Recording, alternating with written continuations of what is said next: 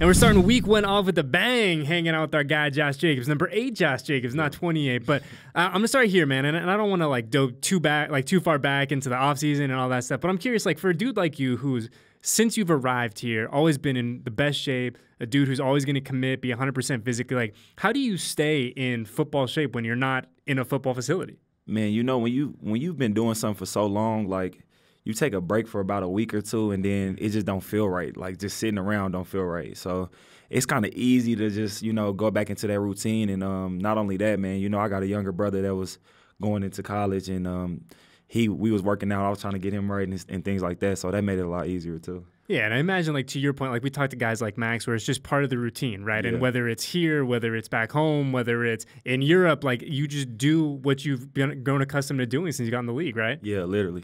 Yeah. So, you know, we look ahead now.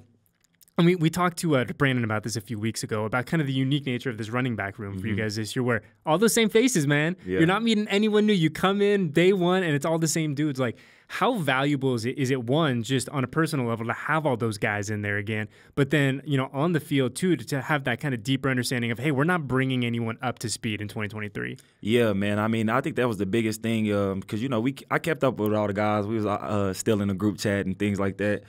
So they was keeping me updated about what was going on and, you know, in the building and things like that. But, I mean, just to be able to have a group of guys that you already know and, you know, we know each other's families and things like that, and the camaraderie is just crazy. And just to see, like, some of the younger guys like Sincere and, you know, Zamir come in and you could tell, like, the improvement that they had from year 1 to year 2 with just knowing the playbook and playing fast and things like that. It's definitely been fun. Is it fun for you now? And I don't want to say you're this old wily vet because you've got a lot of good football ahead of you, brother. But, like, is it kind of fun for you now to have that perspective and look like a guy like Zamir or Sincere and say, hey, man, I've seen you get better. Like, I've seen you take that jump. That's got to be kind of fun as a teammate. Yeah, it's kind of weird, though. Yeah. Like, when you know, you remember them days, man, how fast they fly when I was the young guy in the room, you know, and now it's like they be like, yeah, you the vet in the room. They come to you asking you questions and stuff. You just like, man, this time flies, like, literally. Yeah, it's funny, too, where, like, I think back and I joke with, like, you and Hunter and some of the Oakland guys. I'm like, man, you guys make me feel old, right? Like, I remember, it doesn't, like, to me, it feels like 3 weeks ago that we were playing at the Coliseum. And then, like, to your point, you snap your fingers and you're like, oh, man, we've been here for a minute. Josh Jacobs is a wily vet now. Max is all tatted up. He's blasted. You know what I mean? Like, it's crazy. I think in the world of, like, the NFL, how quickly time goes. Like, do you ever have to stop and be like, man, it's really been a crazy journey up to this point? Yeah, man. See, that was the biggest thing. Like, I told the guys the other day, I said, man, when I was back at home and, you know, everybody was at training camp and, you know, especially when the preseason game started and, you know, you watching football, you get that itch, you know, you missing the guys. But I was just telling them, man, I was like, man, you never know, you know, when your last play would be, you know, when the last time you're going to be with these group of guys. So you just try to cherish it, you know, every moment, every day, you know, the grind. And that's what I've been trying to do, cherish it. You know, I think that's good advice for all of us, right? Like, you know, you never know when your last play is going to be. You never know the last time you're in the studio. Like, you never know. And I think valuing every day, especially in the NFL season for us, and you know how, like, you know better than I do how long these days are, what this grind is like, the sacrifices that everyone in this building makes to hopefully put you guys in the best position to go win football. And it's a good reminder for all of us just to be, you know, mindful of that and keep that in perspective. You know what I mean? Yeah, most definitely. You know, when we look back now and you said, like, okay, you know, you get that itch when you're watching the preseason game a little bit. Like, I feel it. Like, I want to go to work. But, you know, what's it going to be like for you come Sunday getting hit for that first time, right? Like, you're going to feel that. Like, what's that going to feel like when someone hits you in the chest and you pop back up and you're like, all right, here we go. Time to go to work. Yeah, man. That's why I've been trying to tell the defense the whole week. I'm like, bro, hit me when you get a chance.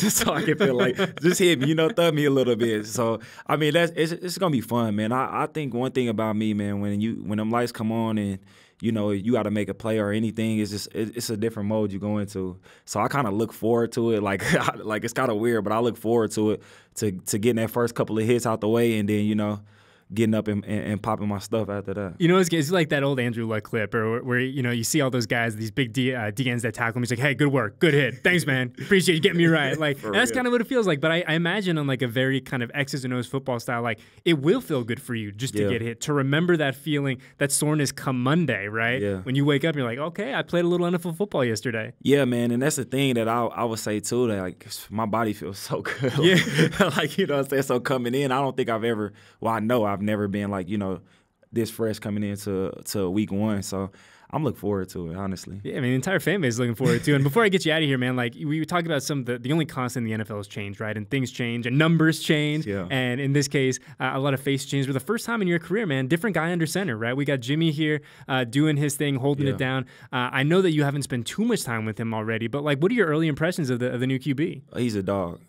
He's definitely a dog. I mean, he spin that thing like he does some sidearm throws. You could tell he was a baseball guy. Like he spins the thing. Like when I catch the balls from him, when I first came in week 1, we had threw around a little bit, and I was like, man, my hands was kind of stinging a little bit. I was like, yeah, he can spin the ball, but just his IQ. You know, he's been in this system for numerous amount of years, and just the way he commands the offense and the huddle and everything is just. It's gonna be fun to see how it have played out in the game. What's that first interaction like between you and Jimmy when you walk in this building the first time, or not the first time?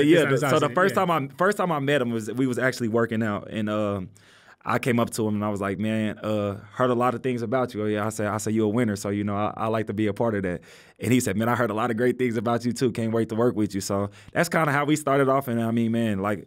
I like the dude, man. I like the way he carries himself. I like the way he go about his business and everything. I mean, I think he's going to be special here. Yeah, confident, poised, kind of seems very unflappable, right? When the lights are bright and things are going, like Jimmy's right here, was where you want a quarterback to be. But Josh Jacobs, before I let you out of here, big game for the Crimson Tide this week, my friend. Game day down in Tuscaloosa, Alabama, Texas. What are we thinking headed into Saturday?